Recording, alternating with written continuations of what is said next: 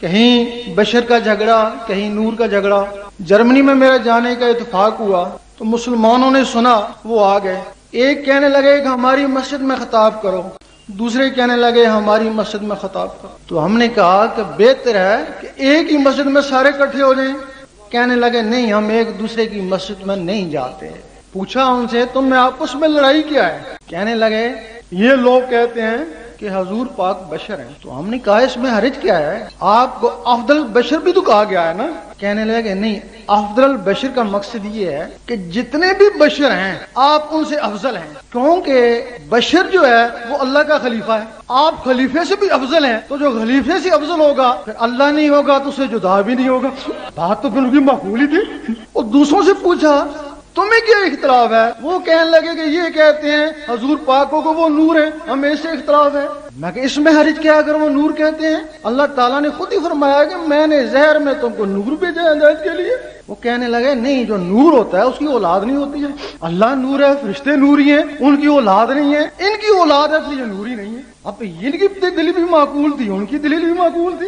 اب یہ ایک راز سربستہ ہے، اگر اس کو کھول دیا جائے تو نہ ان کو کوئی اختلاف رہے گا نہ ان کو کوئی اختلاف رہے گا۔ ضروری ہے اس راز کو کھولا جائے۔ ایک دن اللہ تعالیٰ کو خیال آیا میں اپنے آپ کو دیکھوں تو صحیح، میں ہے کیسا ہوں، شکل میری کیسی ہے۔ جس طرح آدمی کبھی کبھی اپنی صورت دیکھتا ہے، اس طرح اللہ تعالیٰ کو بھی خیال آیا کہ میں بھی اپنے آپ کو دیکھوں کہ میں کیسا ہوں۔ خیال آیا تو سامنے جو عکس پڑا تو وہ ایک صورت بن گئی۔ حدیث شریف میں ہے کہ اللہ تعالیٰ نے انسان کو اپنی شکل میں بنایا، وہ سامنے عکس پڑا، وہ صورت، وہ ایک روح بن گئی۔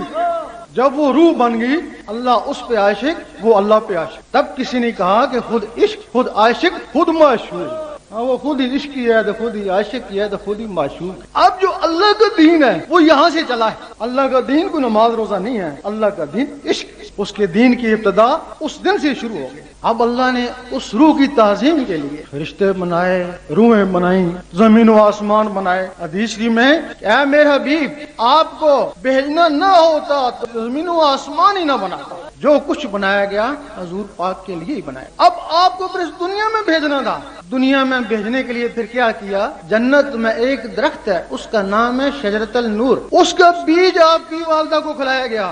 اس بیج کی پرورش آپ کی والدہ کے شکم میں ہوئی اور وہ بیج انسانی خاصیت اختیار کر گیا۔ پھر جب وہ بیج بڑا، اس میں وہ روح جو اللہ کا عکس تھا وہ ڈالی گئی۔ جب وہ روح ڈال دی گئی پھر وہ شجرۃ النور اور وہ نور۔ اب 9 سال کی عمر میں آپ کا سینہ چاک ہوا، آپ کے سینے میں جثہ توفیق الہی ڈالا گیا جس نے اللہ اللہ کرنا شروع کر دی، یعنی اس میں ذات 9 سال کی عمر میں آپ کو عطا ہوا۔ اس کے بعد پھر اللہ نے آپ کو اپنے پاس بلا لیا۔ شب معراج میں پھر نور نور کے سامنے گیا، پھر نور نور علی نور ہو گیا۔ اب کچھ لوگ کہتے ہیں کہ خواب میں دیدار کیا ہوگا۔ جب عیسیٰ علیہ السلام آسمانوں پہ جا سکتے ہیں، اٹھائے جا سکتے ہیں، ادریس علیہ السلام کو فرشتے لے گئے، وہ بھی ابھی ملکوت میں ہی ہیں، تو حضور پاک نہیں جا سکتے۔ اس دنیا میں 2 فرشتے آئے، ہاروت اور ماروت۔ جب ان میں وہ نفس ڈالا گیا، انہوں نے بھی زورہ سے شادی کرنے کی خواہش کری۔ اگر وہ شادی کر لیتے تو بچے تو ہو ہی جاتے ہیں۔ اس وقت وہ لوگ ان کو بشری کہتے تھے، ہاروت اور ماروت کو، لیکن اب کہتے ہیں 2 فرشتے انسانی شکل میں آئے تھے۔ اسی طرح یہ نور بشر کی شکل میں آئے۔